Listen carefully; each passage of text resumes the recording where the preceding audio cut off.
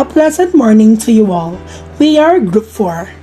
The American Psychological Association 2020 defines developmental psychology as the study of physical, mental, and behavioral changes from conception through old age. To put it simply, it aims to understand how we differ as a person in relation to our age group from specific characteristics, behaviors, bodily conditions, and personalities.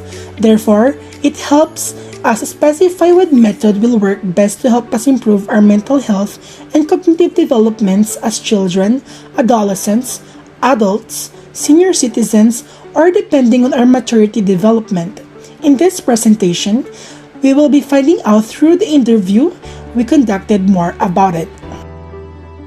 Hello guys, I'm Miss Joanna Maria Baca, or you can call me Ma'am Jo. I've been working at the Immaculate Conception Academy for about 14 years as guidance advocate. I am going to answer the 6 questions through my experiences as guidance advocate.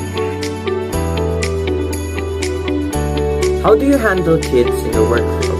Are there any differences between handling kids and teenagers, especially when addressing their concerns, problems, and more? Handling kids is different from handling teenagers. I make sure I talk to them in a manner and words that they can easily understand very well. What's your process of assessing students? How do you get someone to open up their problems and concerns to you? The process of assessing students start with gaining their trust. That is the only way I can get them to open up. And make sure not to make judgments so that they can feel at ease. Do you have any knowledge about developmental psychology? If so, how do you utilize these to assess students and help them get through their struggles? Yes, developmental psychology is helpful in how I deal with different age groups. Because of developmental psychology, I know that the approach I use with primary pupils differ from intermediate pupils. It is also a different approach when dealing with early teens and late teens. What is the most challenging part of your work and what part of it makes it easier to do? The most challenging part of being a guidance advocate is to set aside my own concerns, problems, and issues first, especially in handling or listening to our clients.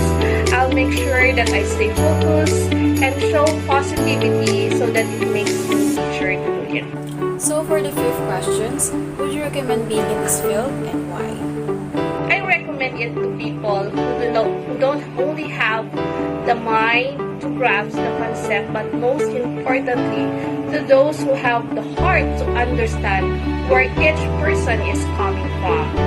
It is recommended to people who can practice genuine positive regards to each individual.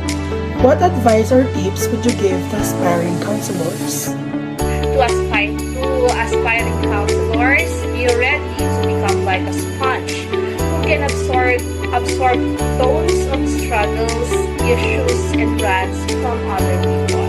But when you are also facing struggles on your own, it is important that you have a confidant who can help you get through life adversities. So again, thank you so much and have a good day. Bye! In conclusion, the interview provided us with the practices, struggles, and differences in developmental psychology between the other subfields of psychology. Based on the findings, we may depict that the way a psychologist works varies also not just only with an individual's case, but their age classification.